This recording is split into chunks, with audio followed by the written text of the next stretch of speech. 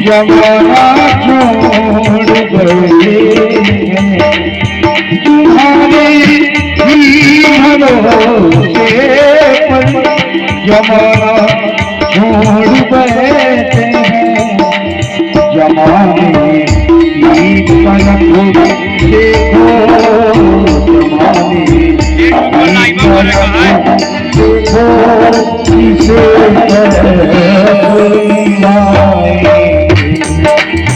पकड़ो हाथ बनवारी, नहीं तो डूब जाएंगे।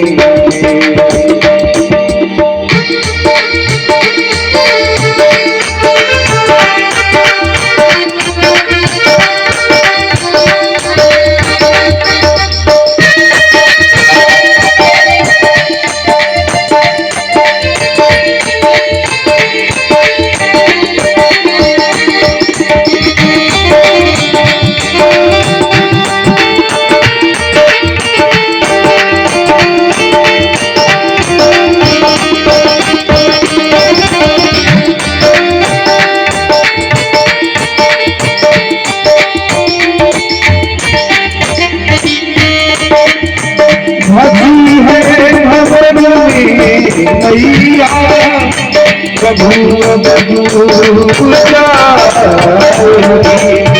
हसी है भवन मैया प्रभु जाएगी। भैया आप बन जाओ, भैया आप बन जाओ मेरा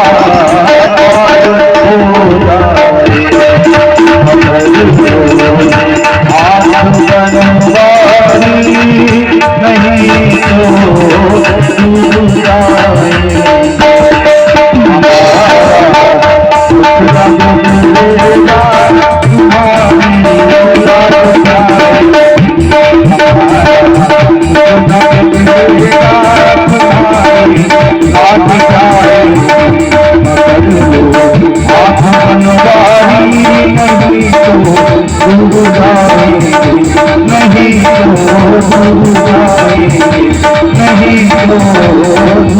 तो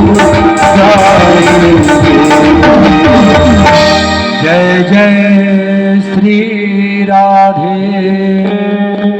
महाराज ध्रुव जी ने तप किया और भगवान ने दर्शन दिया। भगवान ने कहा, हे ध्रुव, तुम जिस मनोभाव से तप कर रहे थे, तुमने 6 महीने तप किया है। जाओ, मैं तुम्हें आशीर्वाद देता हूँ कि 36,000 वर्षों तक तुम राज्य करोगे। 1-2 वर्षों की बात छोड़ो, 36,000 वर्षों तक तुम्हारा राज्य रहेगा। महाराज जब उत्तानपाद को यह बात पता चली और सुनीति और सुरुचि दोनों रानियों को बात पता चली, तो महाराज सब लोग द्वार पर सुंदर आरती सजाकर आ गए और ध्रुव जी महाराज का सुंदर आरती करने लगे, पूजन किया। और उत्तानपाद ने तुरंत सिंहासन का परित्याग कर दिया और सिंहासन को छोड़कर उत्तानपाद ने महाराज ध्रुव को सिंहासन पर विराजमान कर दिया। प्यारे, जीवन में बहुत कुछ हो, लेकिन यदि परमात्मा की कृपा ना हो तो आपको कुछ भी प्राप्त नहीं हो सकता। आज देखिए, ध्रुव के जीवन में भगवान की कृपा प्राप्त हो गई तो 36,000 वर्षों का राज्य प्राप्त हो गया। महाराज ध्रुव जी का विवाह मृत्यु की पुत्री सुनीता देवी से हुआ। बड़े आनंद से महाराज ध्रुव जी राज्य करने लगे। ध्रुव जी महाराज ने अपने दोनों माँ को सुंदर, आनंद और उपदेशों का श्रवण कराया। ध्रुव जी महाराज 36,000 वर्ष तक गद्दी में बैठकर राज्य किया। और उसके बाद जब मृत्यु आई ध्रुव जी के पास और मृत्यु ने कहा कि आप मेरे सर पर पैर रख दीजिए तो मेरा भी उद्धार हो जाएगा। महाराज ध्रुव जी मृत्यु के पैर पर मृत्यु के सर पर पैर रखकर चले गए विमान में। लेकिन जाते जाते ध्रुव जी का मन थोड़ा सा खिन्न हुआ, तो पार्षदों ने पूछा कि हे ध्रुव जी आप इतने खिन्न क्यों हैं?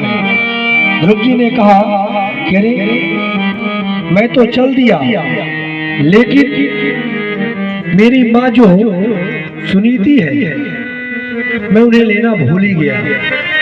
पार्षदों ने कहा कि आप आगे देखिए।